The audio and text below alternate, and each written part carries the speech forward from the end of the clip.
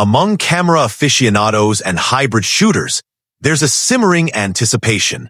While much of the spotlight has been on Canon's impending EOS R6 Mark III, a quieter but increasingly intense buzz revolves around its sibling, the Canon EOS R7 Mark II. The R7 series has carved a niche as Canon's high-performance APS-C workhorse, especially for enthusiasts and prosumers. If Canon's next iteration lives up to the whispers, it may not just be an incremental upgrade. It might shift the APS-C mirrorless landscape entirely. This piece dives deep into the rumored features, leaks, anticipated changes, and the wish list many photographers have for an R7 Mark II that could become a benchmark for crop sensor mirrorless rigs. Background: why the R7 series matters. Before stepping into rumors and wish lists, it's worth setting the stage. The original Canon EOS R7 surprised many when it launched. It struck a strong balance between performance, features, and price, making it extremely popular among hybrid shooters, wildlife/telephoto enthusiasts, and content creators on a tighter budget than full frame. Its success is ongoing even years after release, a testament to Canon's hold in the enthusiast/semi-pro segment. Though some photographers have historically been less invested in Canon's APS-C mirrorless line, the R7 series proved that a crop sensor body could deliver truly professional-level results. Many now see the next generation as a litmus test. Can Canon evolve its APS-C flagship to truly rival the best-in-class?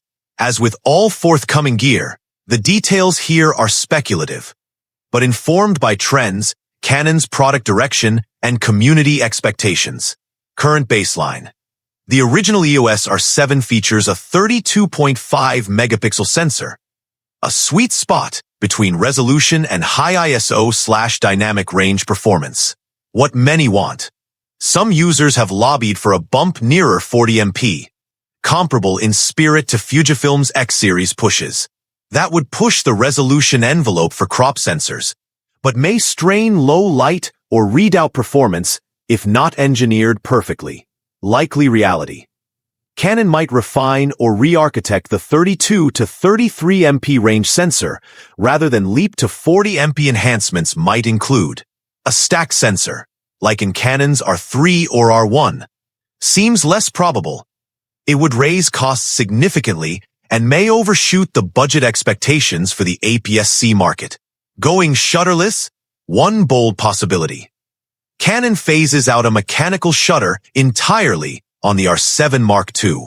High-end mirrorless lines are slowly pushing in that direction to lower cost, reduce weight, and eliminate mechanical vulnerability. Burst rates. The original R7 already handles 30 frames per second bursts electronically. Some rumors, and wishful thinking, suggest Canon may push that to 40 frames per second electronic bursts, approaching R3 levels of speed. Pair that with a pre-capture buffer, capturing a few frames before the shutter is fully released, and you'd have a serious tool for action, wildlife, or sports. Processor support. To pull off these speeds without artifacts, the camera would need a beefy processor, possibly a new Digic X Plus or Digic Accelerated variant, to handle data faster, reduce rolling shutter, and enable more advanced autofocus.